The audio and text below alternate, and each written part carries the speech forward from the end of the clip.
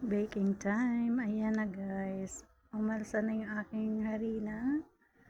Time na naman para mag-bake kasi meron naman kaming bisita. Ang mga nilagay ko nga pala dyan guys is 3 spoon butter melted, 2 glass warm milk, 2 spoon sugar, 1 spoon baking powder, 1 1/2 spoon yeast, 1 yogurt, 1/2 teaspoon salt, 1 spoon vinegar, 1 egg, and 1 kilo of flour. Ayan. Nag-start na ako ngayon guys magawa. Nilib ko nga pala siya yung pagka blender ko nung harina guys. Nilib ko siya hanggat sa lumobo. Ayan. Nung lumobo na nga yung aking harina, ayan, nag-start na ako mag-bake. Masarap guys mag-bake pag kumpleto ang gamit. At kumpleto lahat ng ingredients. So, ayan na nga. Ang pinalaman ko nga pala dyan ay nag-isa ako ng breast chicken. Nilagyan ko siya ng yogurt din, tsaka ingredients nila. Usually, yung magic, ganun. Tapos yung coriander powder, black pepper, ganun lang naman guys ang mga ingredients na ginagamit. Then, nag-ano nga pala ako ng mozzarella, at saka mint leaves. Ayan, hinalo ko rin siya. Tsaka yung square na cheese. Ayan na nga siya guys. Pagkabilog ko, pare-pareha siya ng sukat. O sa inyo guys, di ba ang ganda? Maya-maya pupunasan ko naman siya ng egg. Then, lalagyan ko siya ng toppings. Yung samak na tinatawag nila. Nilalagay sa salad. Pero pwede rin ilagay sa ibaba ng bread. Para pang may arte lang guys. Paarte lang ba? Ayan. Start na naman ulit tayo magawa ng dough. Yun naman sa isang bread. Tatlong nagagawa ko lagi pag ako nagbe-bake. Tatlong klase.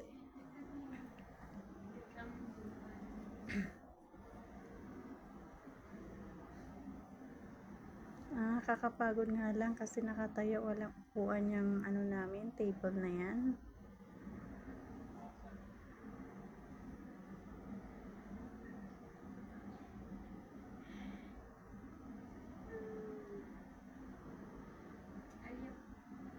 Ayan, ang gagawin ko naman yung style croissant.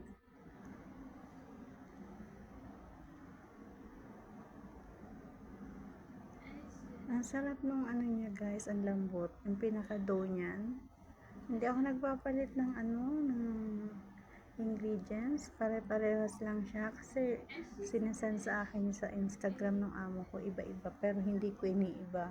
Yung pa rin ang ginagamit ko, yung dati pa rin na kung ano yung una kong ginamit na mga ingredients, yung pa rin hanggang ngayon. Kasi malambot siya. Hindi siya nakakasawang kainin.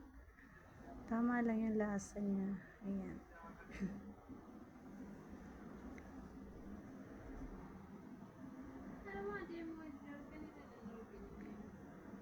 Everyday naman kami guys may bisita. Nakakapagod na talaga. Kung hindi mo lang talaga kailangan ng pera, hindi ka magtsatsaga. Biro mo, what time na kami umaakyat. Ayan. Ayan, si Chef Josie Ismael. Walang kapaguran. Ayan, pupunasan ko na siya ngayon kasi ano na siya lumobo na.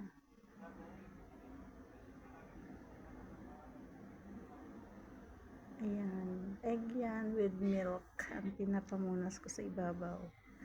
Then after that maibake, pupunasan ko ulit siya, butter melted naman. Ayan, ilalagay ko siya yung samak powder.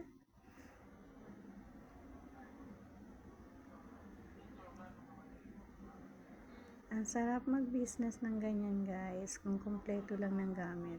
Gaya dito, kompleto. Puro lang free yan. Pinapakain lang sa mga bisita. Pag hindi naubos, pinapadala nila. Walang naiiwan para sa amin. Ayan, ipapasok ko na siya sa oven.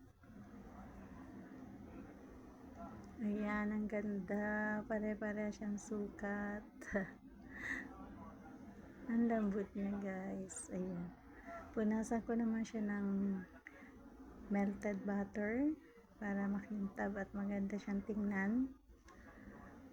Then, tsaka ko ililipat sa tray na maganda. Ayan.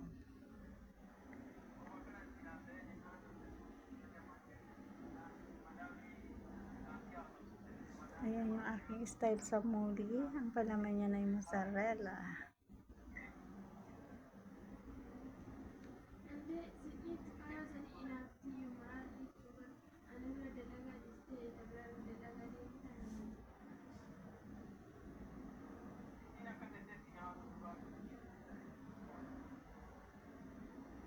Ayan na silang lahat.